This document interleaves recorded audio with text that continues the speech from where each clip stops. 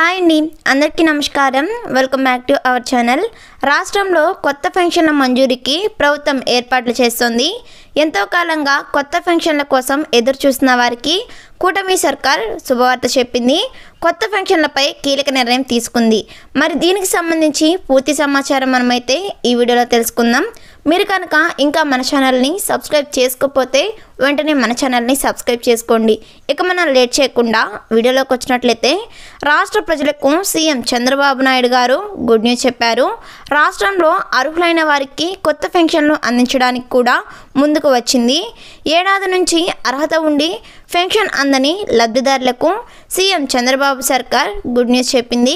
October నెల నుంచి కొత్త వారికి పెన్షన్ అందించినట్లు స్పీకర్ అయ్యన్న పాత్రుడు ఇటీవలే వెల్లడించిన విషయం కూడా తెలిసిందే. రాష్ట్రంలో కొత్త పెన్షన్ల మంజూరీకి ప్రభుత్వం ఏర్పాట్లు చేస్తున్న విషయం తెలుస్తోంది. ఇందుకోసం అక్టోబర్లో అర్హులైన వారి నుంచి దరఖాస్తుల స్వీకరణకు నిర్ణయించినట్లు సమాచారం. వచ్చే వారం నుంచి సచివాలయాల్లో కొత్త పెన్షన్లకు దరఖాస్తులు స్వీకరించే అవకాశం కూడా ఉంది. గత ప్రభుత్వంలో పెన్షన్లు రద్దయిన వారి నుంచి భారీగా ఫిర్యాదులు వచ్చాయి. వారిని పరిశీలించి వాస్తవాలు గుర్తించి దరఖాస్తులు స్వీకరించిన 60 రోజుల్లోగా కొత్త పెన్షన్లు మంజూరు చేస్తానికి ఏర్పాట్లు చేస్తుంది ఈ ప్రభుత్వం. అనర్హులకు పెన్షన్ అందుతోంది వారిని గుర్తించి వారి పెన్షన్లను రద్దు చేయబోతున్నామని ప్రభుత్వం వెల్లడించింది. ఈ క్రమంలో రాష్ట్రంలో దాదాపు 2 నుంచి 3 లక్షల మంది పెన్షన్లు రద్దయ్యే అవకాశాలు ఉన్నట్లు తెలుస్తుంది.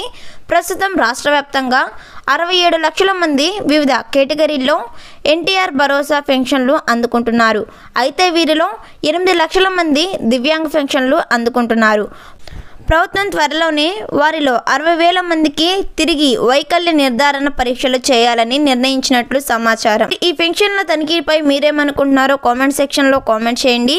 ఇలాంటి ఇన్ఫర్మేషన్ వీడియోస్ కోసం వెంటనే మన ఛానల్ని సబ్స్క్రైబ్ చేసుకోండి. వీడియో నచ్చితే తప్పకుండా ఒక లైక్ ఇవ్వండి. Thanks for watching.